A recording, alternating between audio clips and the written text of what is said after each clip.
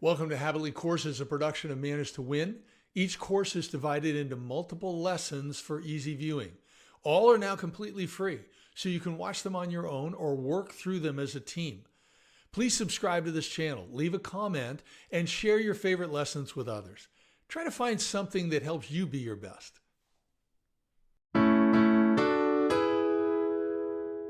Hello, this is David Russell. I'm back. We're talking about ownership culture, and in the prior lesson, lesson 3, we talked about behaviors. I just gave you 5 tips.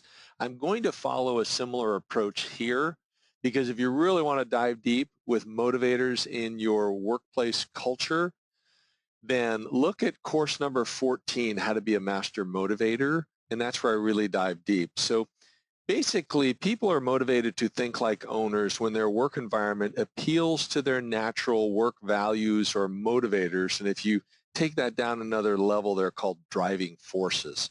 So what motivates you? Now, there was decades ago defined the PIAV, personal interests, attitudes, and values. And what you've got is a brief description of them in front of you. There are 6 of them. So the core is theoretical, and a key word there is knowledge, and basically the motivator is a love of learning. Utilitarian, and the key word might be utility. That'll keep you awake. Just want to do that as a test, right? Okay. Utilitarian, keyword utility. And basically, you are out to achieve results or make money, and how you go about that. And the aesthetic, the key word is surroundings. So there's kind of 2 things going on there. They typically artistic people or can walk into a room decorated or like nice stuff, and then they like harmony in their workplace. The social, keyword others, they are driven to make the world a better place. The individualistic, keyword power, likes to be in control, advance their career, be in the limelight type of thing. And then the last, the 6th, motivator is traditional, and the key word would be methodologies. Basically, they want to find the best way to do things. That's their key thing there. So I'm going to give you 5 ways to relate ownership to what we call driving forces. So you can see this is a little bit complicated here. You're going to want to stop the video to look at it.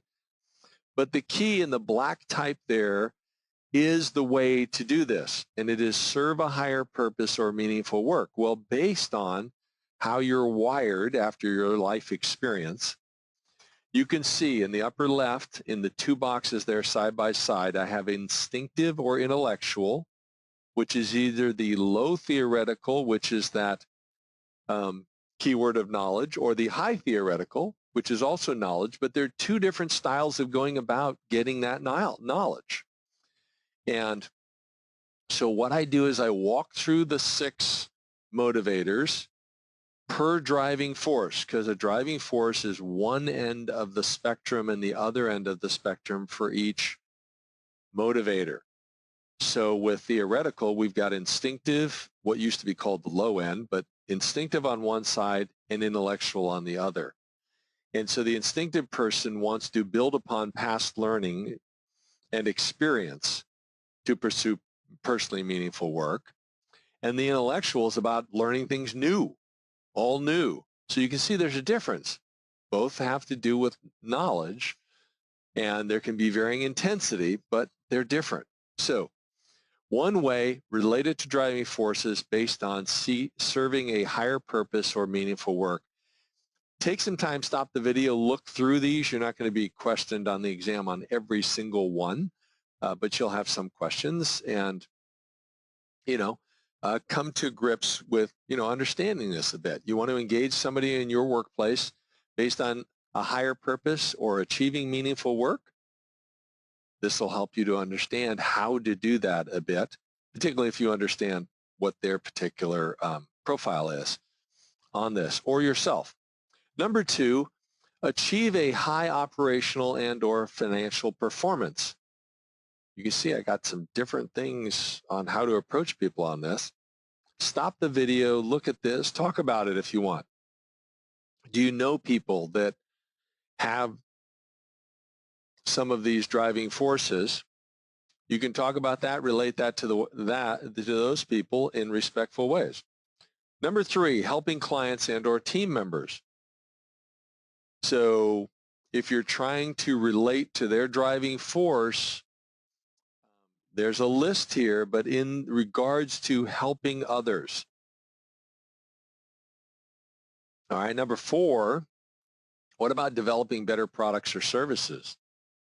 Well, if I'm going to appeal to somebody's driving force, I need to understand what it is, and then I need to relate what I'm trying to achieve to that driving force. So for instance, if you look down the left-hand center column to commanding, this person wants power, likes the limelight, and we want to develop better products or services. I might approach her and say, hey, if we have these better solutions, this is an opportunity for you to advance your career. You can do presentations in front of thousands of people, blah, blah, blah, blah. You can drive this process to, gain more power, gain more prestige type of thing. You don't necessarily have to make it egotistical, and we're not trying to manipulate here. We're just trying to be sincere in speaking to them about what means most to them.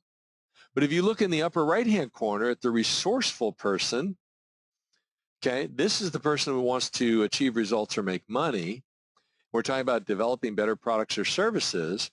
Then what I'm going to appeal to is, hey, we need your help because we have to do this step by step and apply resources carefully, wisely, and make certain we get this done. And you're really good at driving things step by step, getting the resources we needed, and make things happen. So you can see it kind of varies. Let's move on. Number 5, love what you do and do what you love. Okay? So if I'm going to engage people with different driving forces to love what they do and do what they love, it's going to vary. Once again, I'll give you a couple examples here. So if you look at the inside of the top right, top column, it says selfless. So this is the person that is the low side of the utilitarian, and they want to complete tasks for the greater good. So what's meaningful for them is to do things for the sake of the company, versus the high utilitarian, the resourceful person, wants to achieve results because they like to achieve results. This person, the selfless, is more of a team player. Let's do something as a team for the greater good type of thing. Now, if I compare that and I go down to, I can go just below it, okay, to the intentional. And what they're doing is, they want to just achieve business objectives. They're not pursuing a cause per se, maybe not even the greater good, but if it's a business objective, then they're going after it. So I've got to figure out how to relate to people's motivators and their driving forces. It's critical. Talk about it within your group and look at that course number 14. It'll dive deep in it. It'll help you a lot. The bottom line here is our life experiences are the basis for our beliefs. This leads to values that we have in life, and that worldview is displayed in our attitude. And that is Edward Spranger, who is one of the key guys who developed this list of motivators that people share. And so we want to match our values to the company, so we create proactive, meaningful ownership attitudes and, quite frankly, experiences. That's what it's all about. We're not manipulating anybody here. I want to emphasize that. We're just trying to understand so we can be respectful. I encourage you to kind of review those slides, talk about them, do the exam, pass the exam. Is there anything you'd change on where you would focus your time because you were reminded, oh, I'm really more motivated in this other area than where I've been spending the majority of my time?